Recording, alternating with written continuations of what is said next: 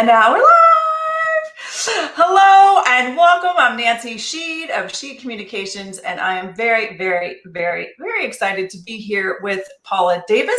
Paula is a burnout prevention and resilience expert, and most excitedly, she is the author of Beating Burnout at Work, which has been a very fun project to work on with you, Paula. So we were going to talk a little bit about the path that got you here. So thank you for being here, and I really appreciate it. I'm excited to chat today.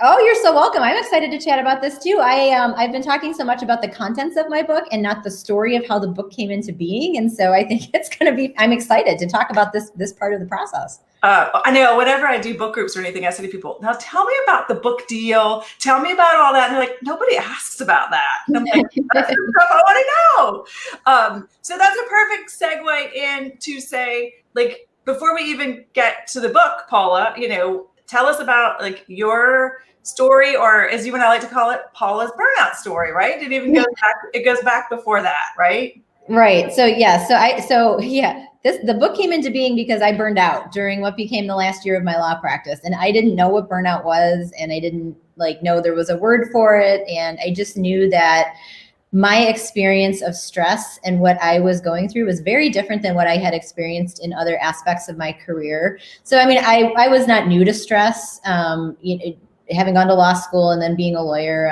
that's just part of the territory. And this was something that was very different. And so by the time I figured out what was going on, it was really, I was at a very late stage with the burnout. I was having panic attacks on a daily basis almost. And I ended up in the emergency room twice because I was having such bad stomach aches from the stress that I was experiencing. And so I realized that, I'm willing to devote a lot to my career. I'm not willing to sacrifice my health in that way for it.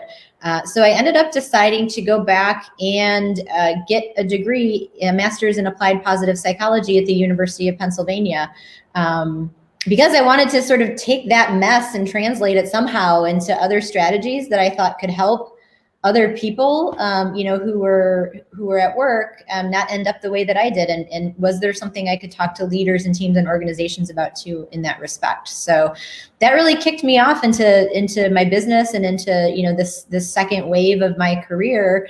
And throughout that process, like literally, if you had asked me the very first thing that I wanted to do when I got into my business, it was like, I want to write a book. I know I want to write a book. My capstone project at Penn was a book proposal.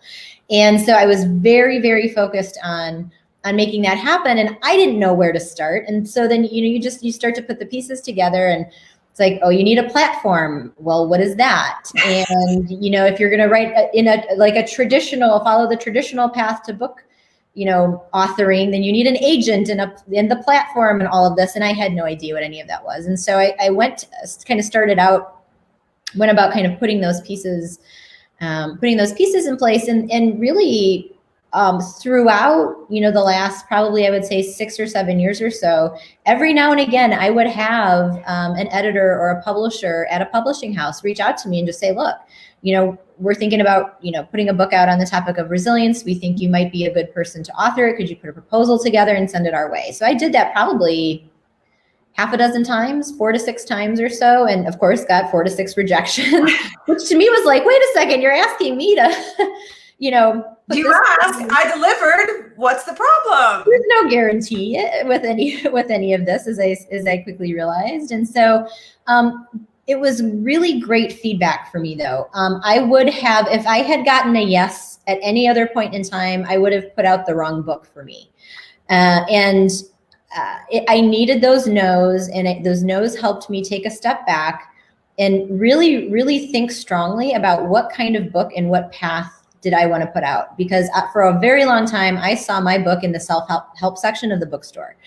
And then as I continued to evolve in my work and focus more on research and teams and more of the systemic approach to these topics, I went, you know what? I want to be a business writer. Like, I really want my book to be in the business section of the bookstore, not the self-help section of the bookstore. And so So that was a very big aha moment for me. It was really, really turned a big corner with that and started to look at writing my book in a very different way once I made that decision.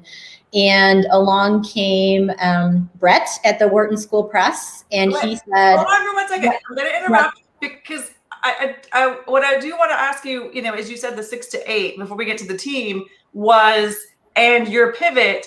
Alongside this, you were building your business, right? So alongside of this, you're actually out in the real world, teaching your workshops, doing your trainings, as well as writing content, right? So it wasn't just this aha that came out of nowhere. I think I would like to sort of like tease in, from what I understand, and is the time we worked together, you were also getting this insight and feedback from the work you were doing. So could you talk a little bit about how that was informing it, right? Do you know, like, very much. That was, you weren't just sitting at home pondering about writing. That was like in this much of your spare time that you could think about it, right?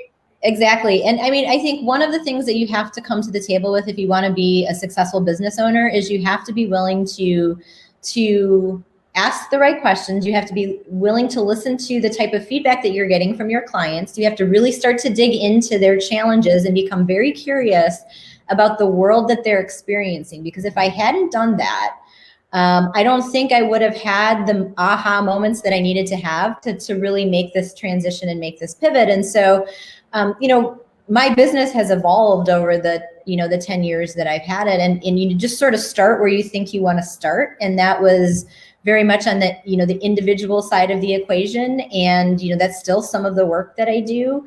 But as I started collecting stories and as I started to teach and train this work in different ways, I just kept hearing the same thing back, which is, this is all great, but could we please start to talk about this from a leadership perspective? Could we please start to think about these topics in more of a systemic way? And as that was happening, I was, really digging into and unpacking a lot of the burnout research, which was very clearly showing that taking an organizational level approach to solving the burnout issue really was what was going to move the needle. And to me, I was like, how do you make that happen? I can't just walk into a company and tell them that they have to change their culture. So it was all of this that was really informing what was interesting, becoming much more interesting to me. It was the deeper, better conversation to be having in the world of work around individual plus, right? The whole entire system, which includes individuals. And so that was very much how the pivot happened, and informed the direction that I wanted to take my book in. Right, because when you and I originally spoke, we were talking about your website, right? Like just and that focus and redefining. And at one point, we were talking about, all right, are there two portals, so to speak? Are you the B2C, and are you speaking to basically, let's say, B2B to the corporations and the HR people? And so it was fun to be with you over that. I think from the first time we started working together to, let's say, post pivot, post aha, when you had all these kind of proof of concept and you're like, nope, I'm all in to speaking to the teams. And at this point you were starting to, your content was more focused that way. Yeah. And you were, you really did have more of the proof of concept, which made it so much easier. But to point out too, I mean, and that where that also dovetailed to was the name change, right? So this was really over a lot of different pieces of my business 100%. Where I thought about this very strongly. And it's not that I'm ignoring the B2C approach. It's just that that's not where the heavy focus is and not where I wanted it to be. And so it was always pauladavisslack.com and using my individual name as sort of the name of my business. And I went, I really want this to be an institute. I want this to be something bigger than myself, to be putting out different types of messages and research and projects and things like that into the world. And so absolutely. So, I mean, it was big on a lot of levels, right? It involved changing the name of my business. So, well, and that was not just a name change. It was a complete overhaul of your website and your whole, which gets to the whole kind of digital headquarters. And at that point, I'm not going to get up to correct me if I'm wrong.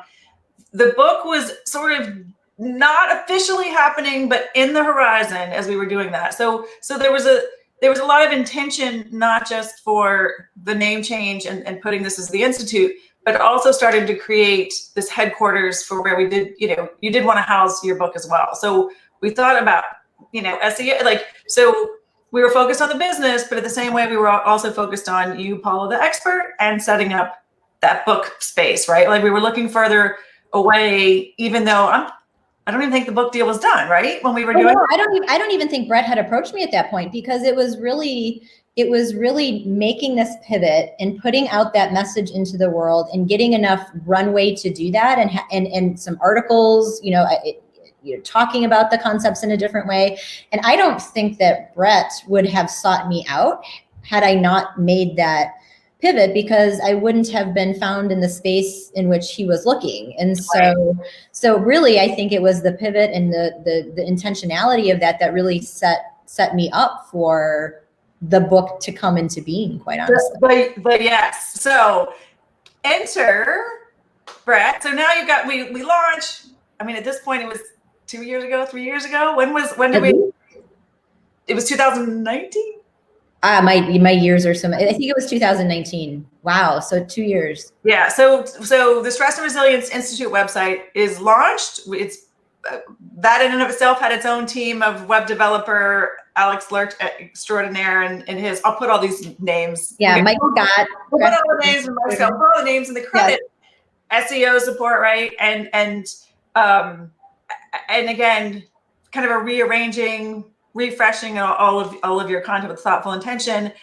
And you had a full schedule at that point. I mean, you were, going 100 miles an hour just with all of your workshops and seminars and everything else. So talk us through okay, Nancy, that book idea we've been talking about has happened. I've been approached. How did that come about?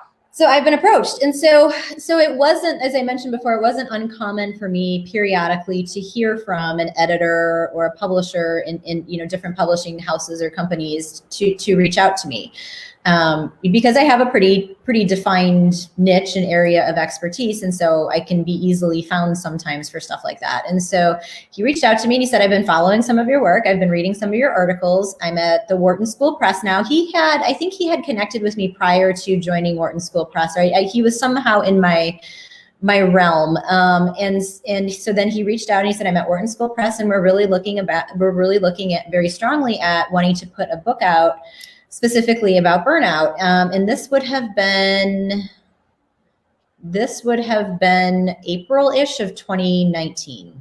Yeah. So I said, cool, that sounds great. That's a topic that, is in my wheelhouse that I would love to talk about. And he said, put a proposal together. So it's the same process again. He's like, put a proposal together and send it my way and we'll take a look at it very seriously. And so I did that. It's not like the next day I put the proposal together. It was, really going back again with more intentionality and thinking about what is my version of how I want to talk about this topic. And in 2018, 2019 is when I had started this segue into some teams discussions and programs and things like that. And it took me some time to really get my thesis together so that I could write something meaningful in a proposal to send their way. And so I did that, and it wasn't until that fall. So it took a number of months and submitted the proposal, and it was November 6th of 2019 that I received his email saying we've accepted your proposal and we want to move forward with this book. And so that kicked off the whole process. Yeah, that was so gratifying. It was like, it's official, it's happening. It was so cool. And I mean, one of the things and it's so frustrating when you keep hearing no all the time, as a business owner, or just generally with, things that you're working on that are challenging, and you have to get back up and you have to keep going if you think it's a fruitful, use of your time. And so when you get to the point where you finally hear a yes after quite a number of no's, and really honestly in the publishing world, people have heard multiple dozens of no's, and I'm nowhere near that end of the spectrum. And so, but it's satisfying to kind of go like, oh, okay, this is actually going to happen. I can actually do this. Very exciting. And again, I'm going to point out the topic of burnout at that point, it wasn't that it wasn't a topical topic, or it wasn't that it was a trending topic, but this is before we had any idea of the world we were going to be sitting in now when we launched, right? So we're going to get to that. But again, I like to point out timing. It's crazy. It's so crazy how this all all mapped out. Timing could be everything. So if you're just joining us, or for those of you just sort of tuning in or watching, I'm excited to be chatting with Paula Davis, who is a burnout prevention expert and resilience expert as well. But today we're talking about her role, in addition to that, of author of Beating Burnout at Work. I have to do it this way. And Paula, one of the things that we've talked about, and you've actually been so good about bringing together, is the team it takes to actually bring a book to life, right? Like, there's an editor and there's an editor and an agent, right? Or sometimes there's not even an agent. So walk through the key players that have helped you get to book launch. And I think that's been a bit of an aha for you, like all the moving parts. Well, it's a lot of moving parts, and when you don't know what you don't know, you don't know. And so, like, sometimes you miss stuff, and sometimes you pick somebody else who doesn't work out, and it's really a process to try and get to that right mix and that right team. And so I did have an agent, and he was somebody who had worked with other people in my positive psychology program at Penn. So I had gotten a recommendation, to at least meet with him, and so we ended up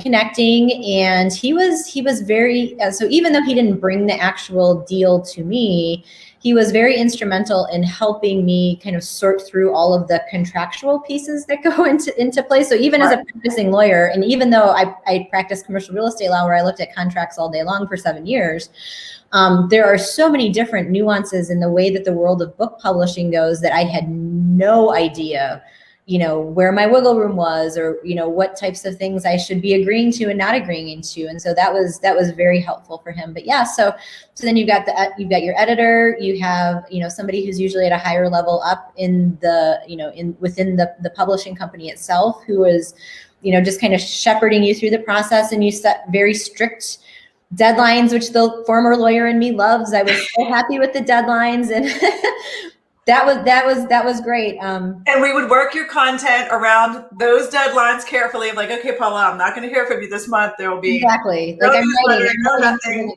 You're writing chapters. Those deadlines were no joke. And I mean, really, the book isn't, a traditional length book, right? So most books are, over 200 pages ish or so.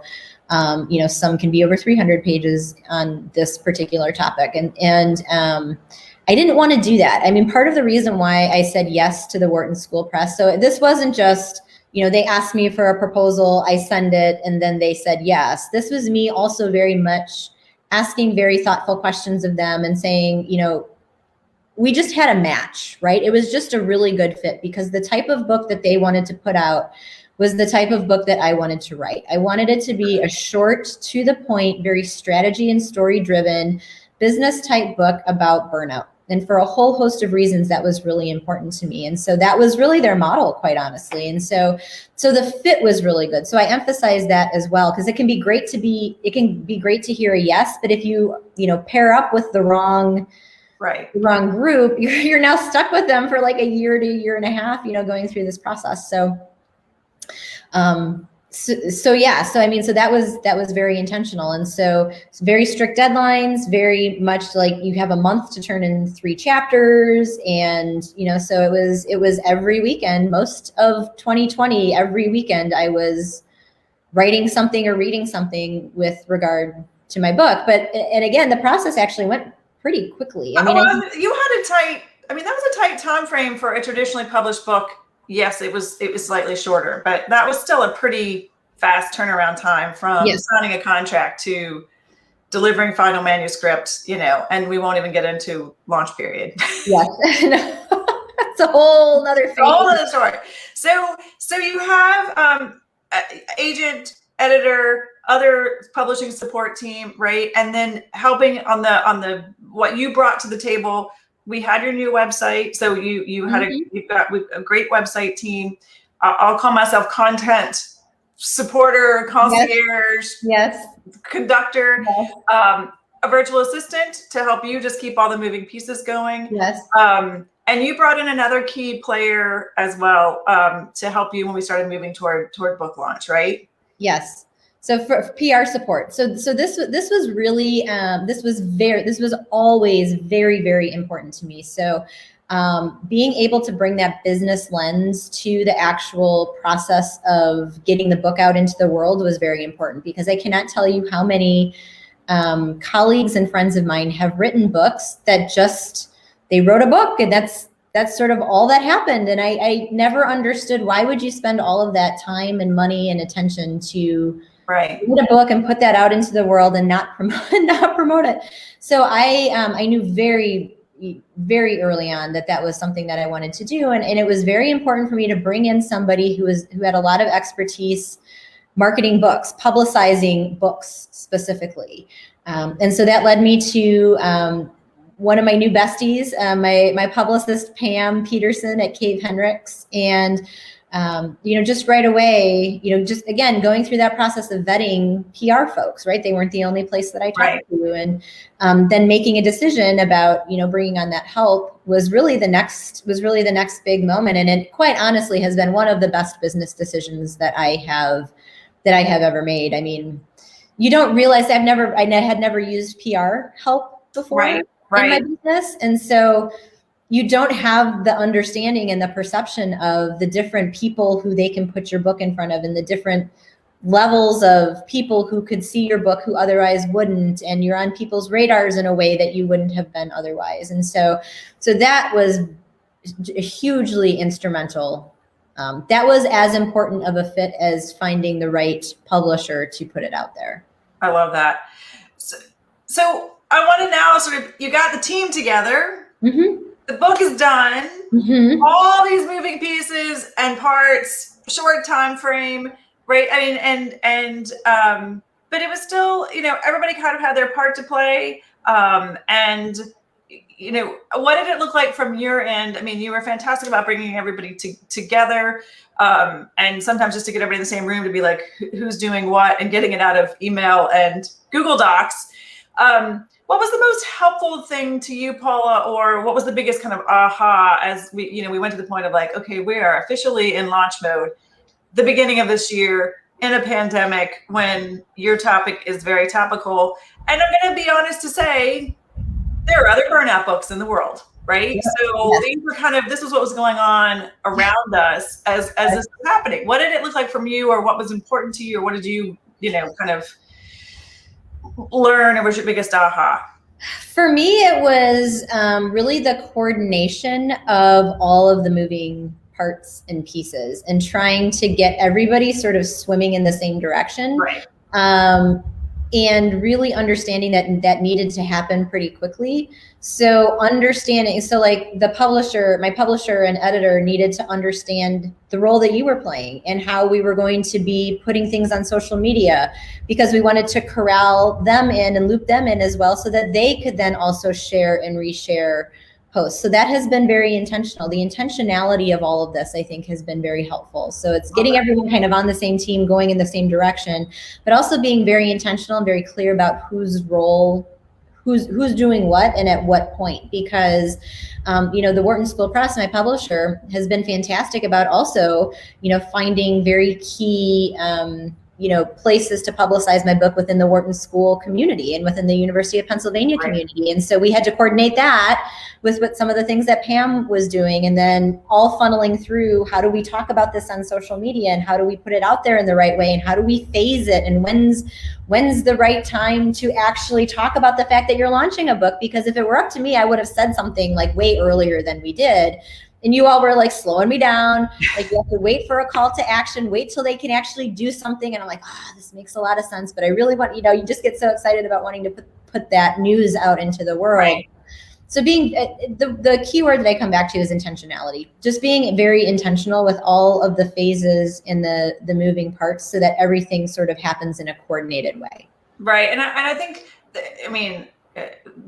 I love the word intentionality. And I think, again, all those behind the scenes, right? Like, and little ninja digitally stuff that we were kind of working on the side. Like we can't do anything until we have a book page, or we can't do a book page until we have a cover. And so getting all those pieces apart, and then how do we integrate Paula's email list? I was going to get a plug. You knew I was going to get a plug for email, didn't you? Like, how do we integrate Paula's email list that hasn't heard from her because she's, been writing a book and it's been a pandemic. And, on top of all that, you actually are an amazing, consistent writer on your own prior to your book, right? And you kept that going as best you could. I mean, admirably, but also squeezing in, what were you doing beyond the writing in your book to support this, right? To start sending people back in other places. And the other aha I'm going to have for you, or I think advice to your next self writing a book was, how much time would you say you should block out for a book launch? And like, I think that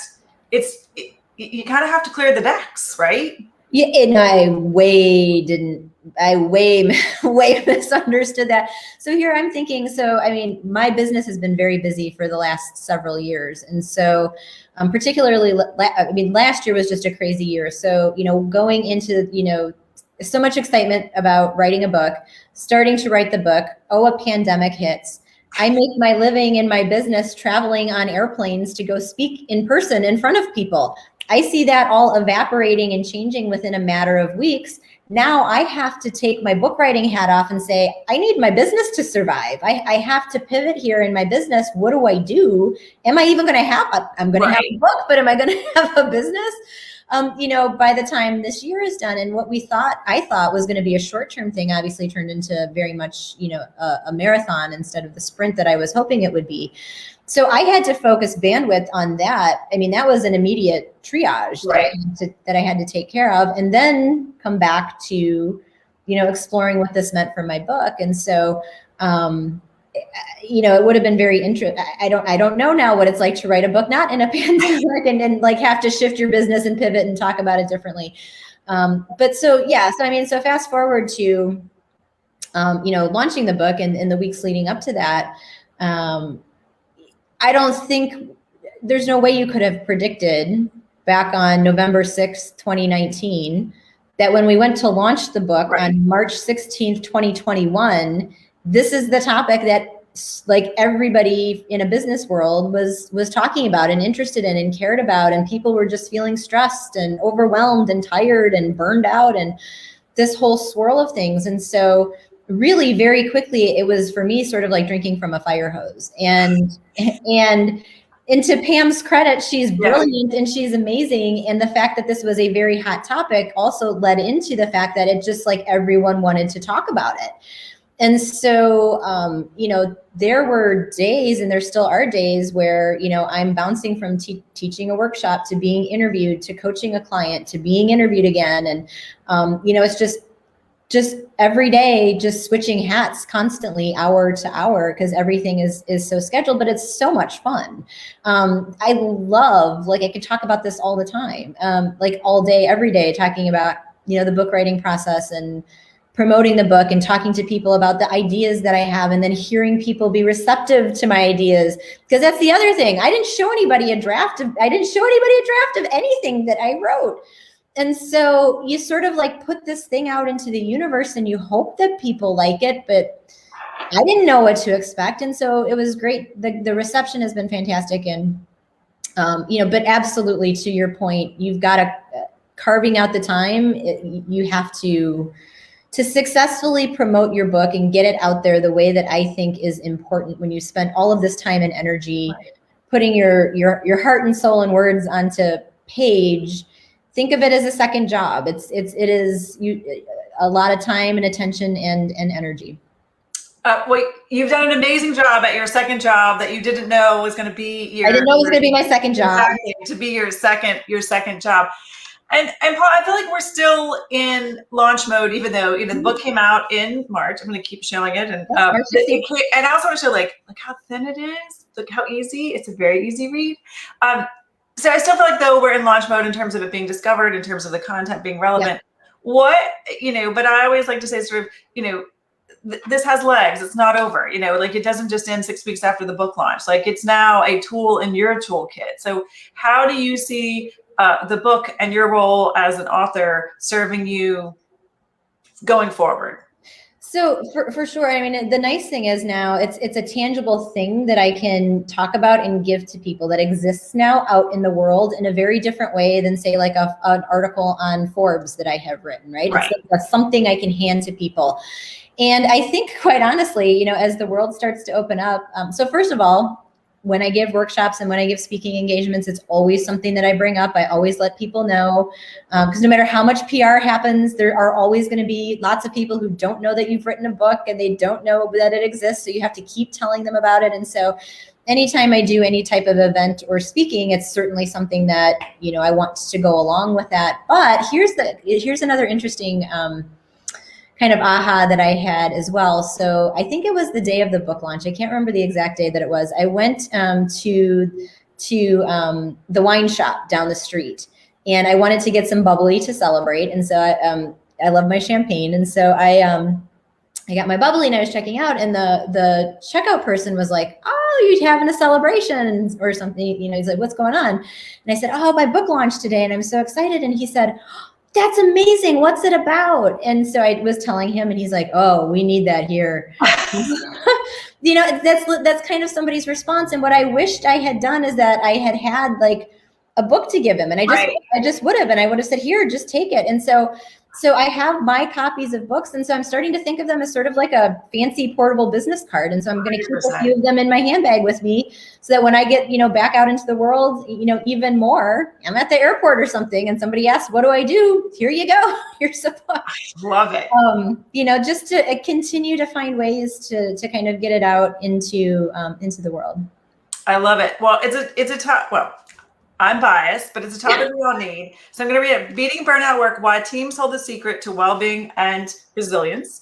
Yes. Especially as I think so many, you know, while everybody's thinking about what this next, I don't know, I hate to say step, these next steps, you know, look like, I think it's huge. Paula, thank you for your time. How would you like to recommend or tell people to connect with you, find you, learn more about you, or download free goodies from your website, perchance? Yes, because we have the new Burnout Prevention and Resilience Center launching formally here in the next day or so. There's a whole nother separate conversation. Exactly. Yeah, so I would send everybody to beatburnoutnow.com. That will take you directly to the book page and to my website, where you can poke around and find lots of good stuff. Perfect.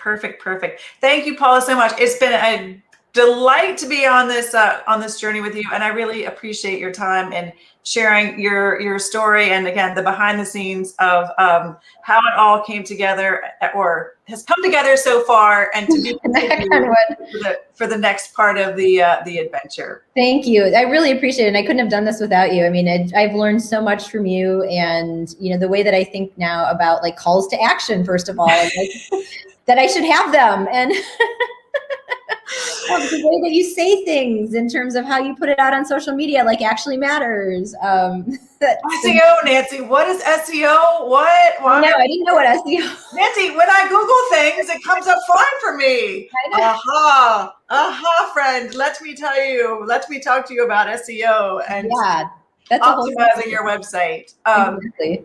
Well, and also just again, the thank you.